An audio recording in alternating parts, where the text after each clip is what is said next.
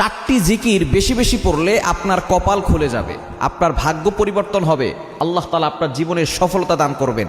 মনে রাখবেন, জিকিরকারীর অন্তরটাকে আল্লাহ তাআলা প্রশান্ত দান করেন এবং তার অন্তরটা এমনভাবে প্রশান্ত হয় সে অন্য কোথাও এমন শান্তি পাবে না।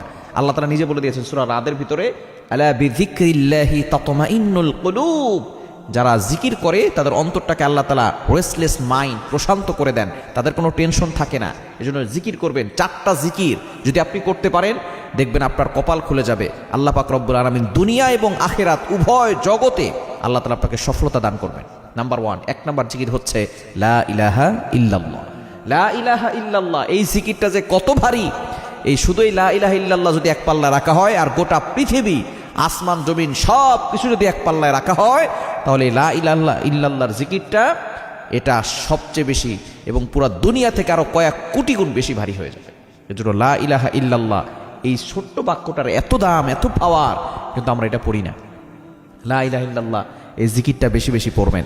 এই জিকিরটা পড়লে আল্লাহ পাক রব্বুল আলামিনের সাথে আপনার সম্পর্ক তৈরি হবে, আপনি আল্লাহর নৈকট্য অর্জন করতে পারবেন। এজন্য 1 নাম্বার লা ইলাহা ইল্লাল্লাহ বেশি বেশি পড়বেন। 2 নাম্বার আস্তাগফিরুল্লাহ, আস্তাগফিরুল্লাহ। ইস্তেগফারের অনেক ফজিলত আছে। 29 নম্বর পারার 11 নম্বর পৃষ্ঠা আল্লাহ পাক রব্বুল আলামিন সূরাতুন নূহের 10, 11, 12 নম্বর আয়াতগুলোতে সুন্দর করে জানিয়ে দিয়েছেন ইস্তেগফারের কত ফজিলত রয়েছে। রব্বুল আলামিন বলেন, ফাকুলতু আস্তাগফিরু রাব্বাকুম ইন্নাহু কানা গাফফারা ইউরসিলিস সামাআ আলাইকুম মিদরারা ويمددكم بأموال وبنين ويجعل لكم جنات ويجعل لكم أنهارا।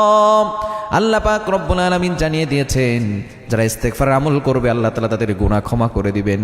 ওয়ায়ুমদিদুকুম বিআমওয়ালিন ওয়া বানিন, সম্পদ দিবেন, সন্তান দিবেন, বৃষ্টি দিবেন, দুর্ভিক্ষ থাকবে না। আল্লাহ পাক রব্বুল আলামিন জান্নাত দিবেন, জাহান্নাম থেকে মুক্তি দিবেন। সুতরাং ইস্তেগফার পড়ার দরকার আছে না নাই?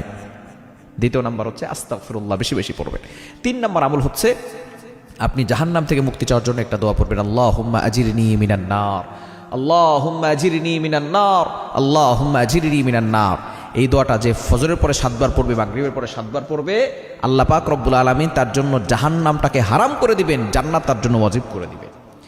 এবং 4 নাম্বার জিকির হচ্ছে আল্লাহুম্মা ইন্নী আসআলুকাল জান্নাহ, আল্লাহুম্মা ইন্নী আসআলুকাল জান্নাহ। আপনি আল্লাহর কাছে জান্নাত চাইবেন। এই 4টা জিকির যত বেশি করবেন তত বেশি দুনিয়াতেও সফল হবেন, আখিরাতেও আপনি সফল হতে পারবেন।